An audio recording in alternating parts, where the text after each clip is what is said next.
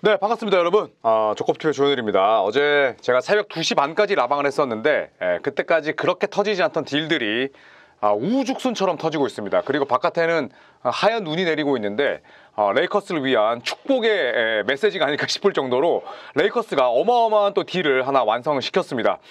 저는 오늘 오클라호마 시티와 피닉스 거의 뭐 전파 낭비급 경기를 중계하고 왔는데 중계를 하면서 서부 가선 도로를 타고 오는 와중에 NBA 앱에서 딱 알람이 울리더라고요.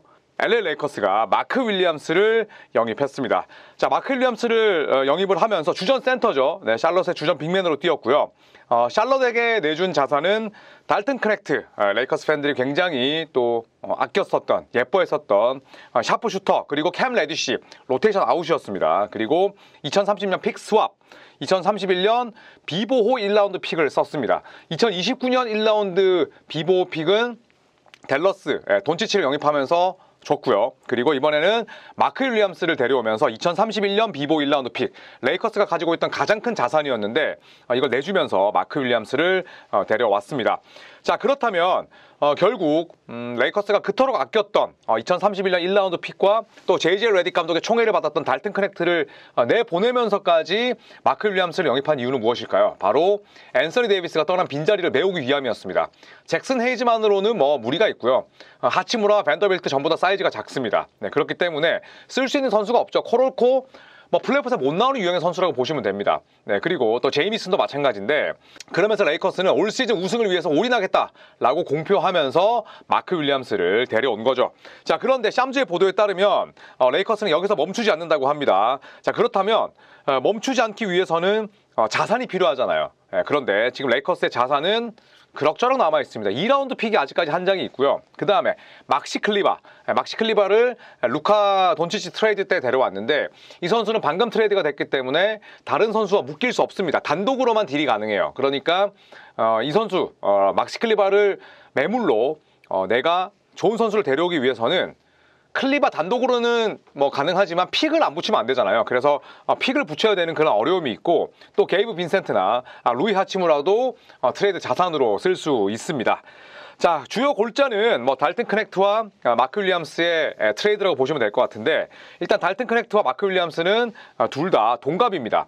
포지션은 완전히 다르죠. 달튼 크넥트는 2001년생인데 198cm의 굉장히 키가 큰 슈터고요. 그리고 대학을 굉장히 길게 다니면서 마크 윌리엄스에 비해서 NBA의 데뷔가 훨씬 더 늦었습니다.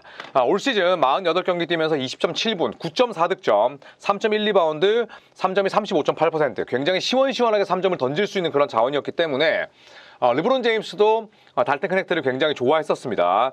자, 그리고 마크 윌리엄스 굉장히 빨리 NBA 데뷔했습니다. 자, 그런데 부상 때문에 허송세월하는 시간이 많았어요. 출전율이 뭐 50% 정도밖에 되지 않습니다. 자, 하지만 2m 13cm, 리얼 7푸터죠. 신발을 벗고 나서도 키가 딱 7푸터가 될 정도로 굉장히 신장이 좋은 선수고 109kg의 아주 육중한 빅맨입니다.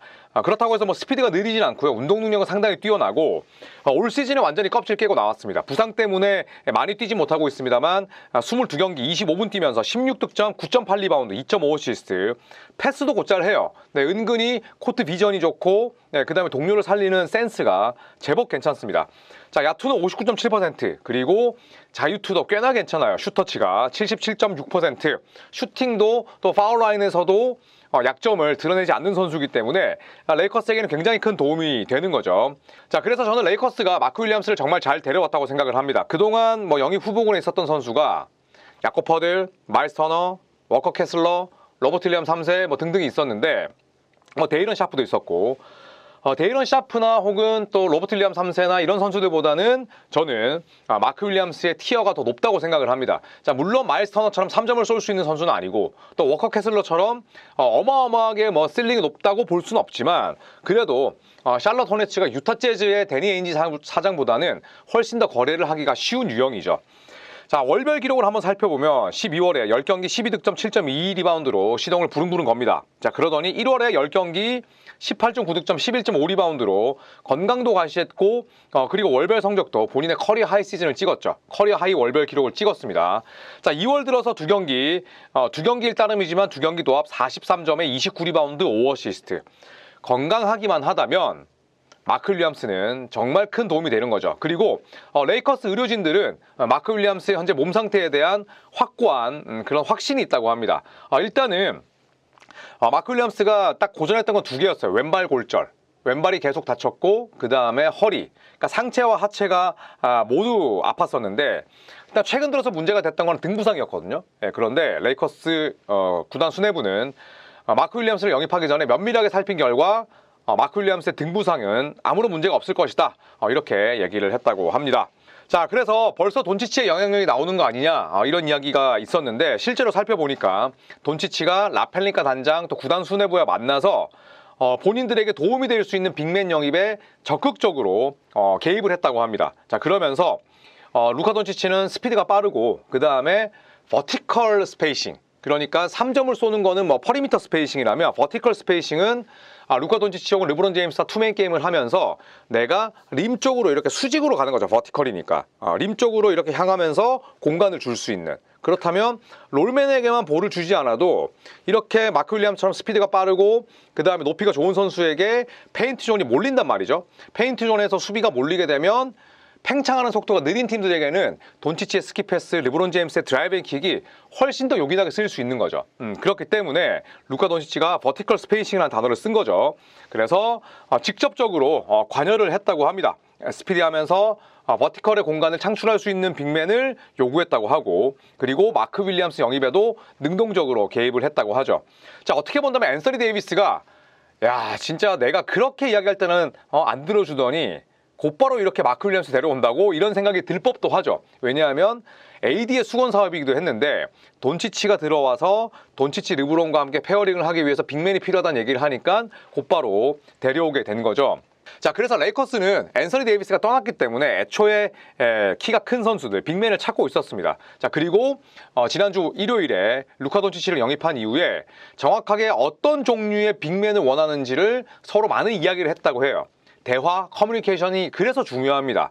그리고 라펠링카 단장에게 루카 돈치치가 어떤 얘기를 했냐면, 제가 참 잘 뛰었을 때가 수직으로 이 버티컬로 랍스트렛, 로브로 위협을 줄 수 있는 선수와 함께 있을 때 제가 참 잘 뛰었던 것 같아요, 이렇게 돈치치가 얘기를 했다고 해요. 자, 그 다음에 라펠링카 단장에게 정보가 있었죠. 샬럿 호네츠가 달튼 크넥트를 좋아한다. 그래서 전화를 걸었습니다. 그리고 나서 혹시 마크 윌리엄스에 대해서 논의할 의향이 있어? 라고 물어봤고 거기서 일사천리로 진행이 됐다고 하죠.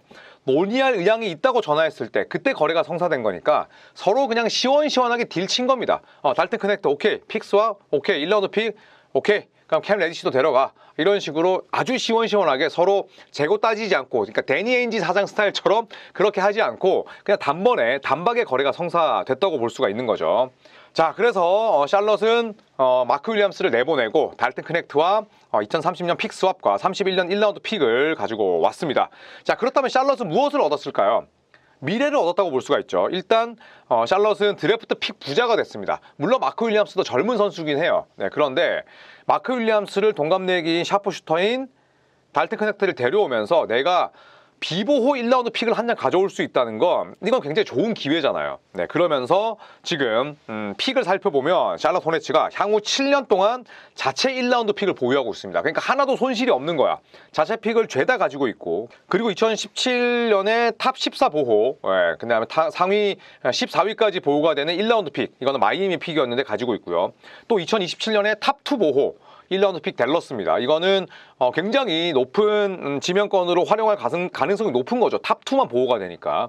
그 다음에 2030년 이번에 받아왔던 1라운드 픽 스왑, 여기에 2031년 비보호 1라운드 픽 레이커스로부터 받아왔으니 1라운드 픽만 굉장히 어마어마하게 많은 겁니다. 이미 두 자릿수가 된 거죠. 물론 오클라호마 시티 선더나 브루클린만큼은 아니지만 또 그에 필적하는 픽 부자가 된 겁니다. 샬럿 호네츠 입장에서도 나쁘지 않은 거예요.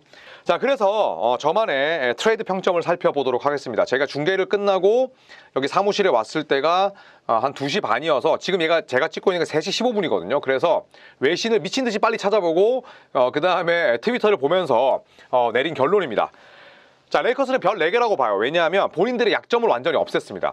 사실상 1라운드 픽 2장으로 주전 빅맨이 마크 윌리엄스를 데려온 셈입니다. 왜냐하면 픽 스왑 때문에 사실상 2장이 아니라 달튼 크넥트 1라운드 17순위지만 올 시즌에 거의 뭐 로터리 픽 같은 활약을 펼쳤잖아요. 그것도 레이커스란 팀에서.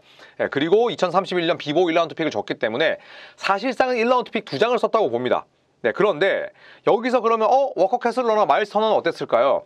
아니면 닉 클렉스턴도 괜찮았을 것 같은데. 그런데 일단 워커 캐슬러는 유타 재즈 쪽에서 팔 생각이 없었고, 닉 클렉스턴은 브루클린 네츠가 게이브 빈센트와 하치무라를 원했어요. 그러면 레이커스가 클렉스턴 데려오는 건 좋은데 여기다가 핵심 로테이션인 빈센트나 하치무라가 빠지면 그만큼 전력이 또 떨어지는 셈이 되잖아요. 그런데 얘네들을 지키면서 빈센트와 하치무라를 킵하면서 데려왔다는 건 그것만으로도 저는 딜을 잘했다고 봅니다. 달튼 크넥트가 아쉽긴 하지만.